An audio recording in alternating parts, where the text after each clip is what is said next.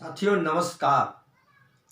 भारत भूमि में हजारों महान योद्धा जन्म लेते हैं और इन महान योद्धाओं में कई लोगों को आप जानते हैं, लेकिन आज मैं आप सब लोगों को ऐसे महान सपूत के बारे में बताना चाहूँगा जिनकी कुर्बानी, जिनके दृढ़ निश्चय को देख करके पूरी दुनिया उन्हें सलाम करती है। ऐसे महान सपूत थे सरदार ऊधम सिंह। जिन्होंने सरदार ऊधम सिंह कौन थे उनके बारे में मैं आप सब लोगों को बताना चाहूँगा। उनके संबंध में यह कहा गया है कि सनी खून की मिट्टी लेकर कसम वीर ने खाया था, मार दिया ना जब तक दुश्मन उसे चैन ना आया था। ऊधम सिंह की हिम्मत देखो, लंदन जाकर डायर को मारा था, जलियांवाला बाग का बदला उसने खूब निभाया था। तो कौन थे ऊधम सिंह? इनके बारे में साथियों मैं आप सबको बताना चाहूँगा कि सरदार ऊधम सिंह 1919 की घटना है, जब जलियांवाला बाग में हजारों की लाखों की भीड़ इकट्ठा हुई थी। भीड़ क्यों इकट्ठा हुई? क्योंकि उस समय भारत देश में अंग्रेजों का शासन था, भारत भूमि गुलाम थी। अंग्रेजों ने रॉलेट एक्ट के माध्यम से काला कानून बनाया था, किसी भी भारतीय को जब चाहे वो गिरफ्तार कर सकता था, नो वकील नो दलील। ऐसी घटना का, ऐसे कानून का विरोध करने के लिए लोगों ने शांतिपूर्ण ढंग से एक सभा आयोजित अमृतसर के जलियांवाला बाग में इकट्ठा हुई थी।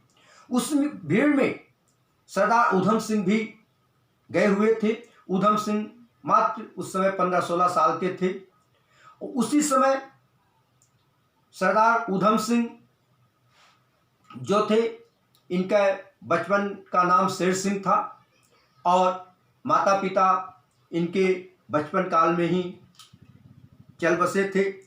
और 26 दिसंबर 1894 को इनका जन्म पंजाब के अमृतसर जिले में हुआ था और माता का नाम नारायण कौर था, पिता का नाम सरदार निहाल सिंह जी था।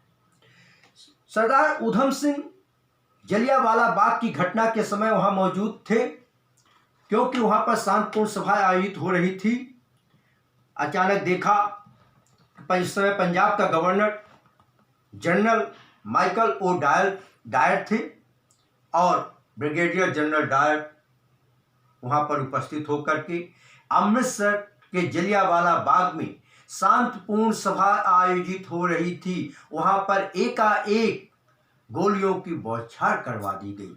हजारों की संख्या में लोग मारे गए, लोग भाग रहे थे, एक दूसरे को कुचल रहे थे, क्योंकि निकलने का एक ही रास्ता था। इस भयानक दुखद खून घटना को ऊधम सिंह ने अपनी आंखों से देखा और आंखों से देखने के बाद उन्होंने खुद जलियांवाला बाग की मिट्टी को हाथ में लेकर के कसम खाया था कि मैं एक दिन जनरल डायर को इस मौत का बदला अवश्य लूंगा। और यह ऊधम सिंह जी ने ठान लिया। साथियों, ऊधम सिंह जी की आर्थिक स्थिति उतनी अच्छी नहीं थी। जैसा कि आपको मालूम होगा कि ऊधम सिंह जी के माता पिता के न रहने के बाद उन्हें अनाथालय में रहना पड़ा। उनका बचपन का नाम शेर सिंह था, अनाथालय में ही उनका नाम ऊधम सिंह दिया गया। क्योंकि ऊधम सिंह ने ठान लिया था कि मुझे जनरल डायर को इस नरसंहार का बदला लेना है, और इसके लिए वो इंग्लैंड गए, लंदन गए। लंदन में जाकर के उन्होंने एक होटल में नौकरी किया और वो तलाशते रहे, मौका को ढूंढते रहे कि आखिर वो दिन कब आए कि जब मैं वो जनरल डायर को इसे नरसंहार का बदला लूं। इसके लिए एक साथियों 21 साल बाद ऊधम सिंह को वो अवसर मिल गया जब 1940 में लंदन के रॉयल सोसाइटी में जनरल डायर को नाइटहुड की उपाधि देने के लिए, सम्मानित करने के लिए एक सभा बुलाई गई। उसी सभा में ऊधम सिंह ने सोचा कि ये बहुत अच्छा मौका है अपनी किताब के पन्नों को सेटिंग करके उन्होंने अपने रिवॉल्वर को छिपा करके ले गए थे।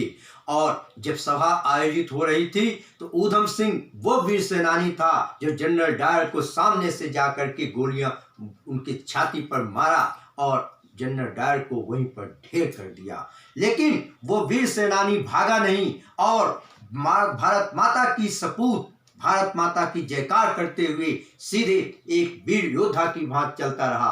अंत में न्यायाधीश लंदन के न्यायालय में जब उससे पूछा गया कि अरे ऊधम सिंह, तुम चाहते तो भाग सकते थे लेकिन क्यों नहीं भागे? ऊधम सिंह ने जवाब दिया कि महोदय, भारत भूमि का मिट्टी का नौजवान सिपाही हूं, योद्धा हूं। भारत के लोग कभी पेट नहीं दिखाते हैं। मैंने निहत्थे लोगों पर जो जनरल डायर ने गोलियां बरसाई थी उसका मैंने बदला ले लिया और भारत माता का कर्ज मैंने अदा कर दिया। तो साथियों, ऐसे थे हमारे देश के महान सपूत ऊधम सिंह, जिनके बारे में, जिनके कार्यों को देख करके आज पूरे हिंदुस्तानी का मस्तक गर्व से ऊंचा उठ जाता है। साथियों, मुझे आप सबको ऊधम सिंह बनना है अपने देश के लिए, अपनी मातृभूमि के लिए, ताकि आप सदैव अपने भारत माता का मस्तक ऊंचा रख सकें। से जय हिंद।